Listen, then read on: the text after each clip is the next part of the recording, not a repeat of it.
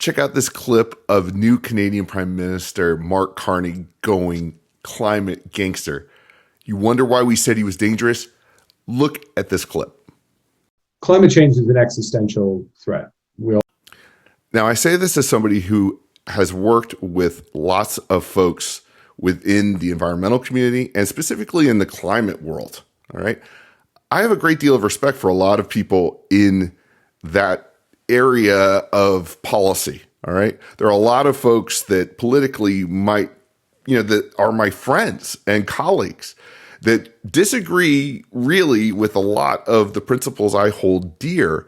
But I absolutely believe that it's important to converse with people and to discuss things. That's what we have free speech for, so that we can actually find the truth. Anyway, when I hear people say that climate change is an existential threat, and that's how Carney opens this up, it's like he's saying this axiomatically. This is a fact. You must accept this. No. Okay. All right. No, you don't get to do that. All right. Yes, it can be of concern. Sure, I'm concerned about it. I mean, I want to know about what's going on with climate. I am very interested in emissions and who's creating emissions and so on. I've written about it. In fact, if this is such an existential concern for people like Mark Carney, why is it that that whole crowd has looked the other way as China right now is producing three times the carbon that we produce in the United States? Our carbon emissions in the United States have been going down for forever. We're like in 1980 levels or something like this. Meanwhile, China is off the charts. So why is it that we're so concerned with this issue while nobody says a word about China? Okay. Secondly, if we want to talk about existential concerns, there are some other things that concern me a lot more than Mr. Carney's, baby issue. All right. And that is, first off, I don't know if you've noticed, but AI seems to be taking over the universe. God knows where we're going to be in 10 years.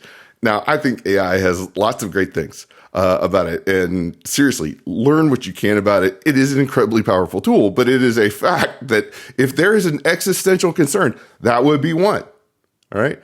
Another one is the fact that the whole world exists as a giant debt bubble. This is a way bigger concern for me, and frankly, it should be for you. And then, even bigger than all of those is the fact that though the Cold War did end, there are lots of nuclear weapons all over the place. India and Pakistan both have nuclear weapons, and they're staring down each other almost at the edge of war. How about we concern ourselves with that? But the thing is, people like Mark Carney, who is, again, the new prime minister, they know that they can use this tool, the climate change tool, to compel people to do what they want. It's a way to essentially, impose their will on a world that I'd be willing to bet he has significant contempt for. Recognize that there's increasing urgency around that. But the converse of that, the flip side of that is if you're taking steps, making investments, coming up with new technologies, changing the way you do business, all in service of reducing and eliminating that threat, you're creating. I'm sorry, we're supposed to all be in service to reducing this threat that he's so concerned with? Because this is his religion, this is the thing that he has attached himself to so that he can get through life. Like, we're supposed to follow his lead? I don't think so. Value.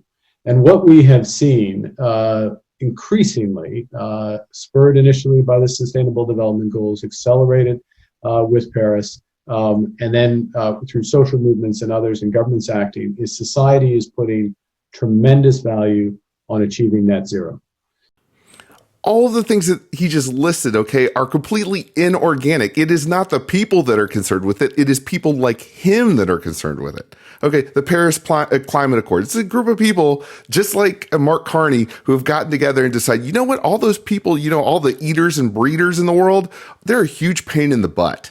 And we really need to figure this out, okay? And when he talks, he'll say things like, I've seen other videos where he's like, we as a society have decided that this is the way it's going to be.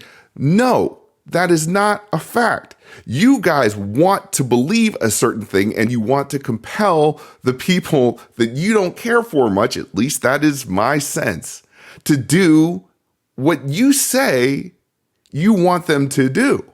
And it annoys you when the world goes, no, you're full of it. So the companies and those who invest in them and lend to them, who are part of the solution, will be rewarded. But those who are lagging behind and are still part of the problem will be punished. So the companies that don't comply with his will, okay, his religion, his whole faith, okay, his worldview, again, probably because he needs to cling to something to get through his life. By the way, check the UN flag behind his head, which is insane. He's a prime minister of Canada. Those companies and those people that don't bow to him will be punished. Now, I'll say this. Sustainability is something that is extremely important to me. I consider myself a free market environmentalist. I love clean air. I love trees. I love the ocean.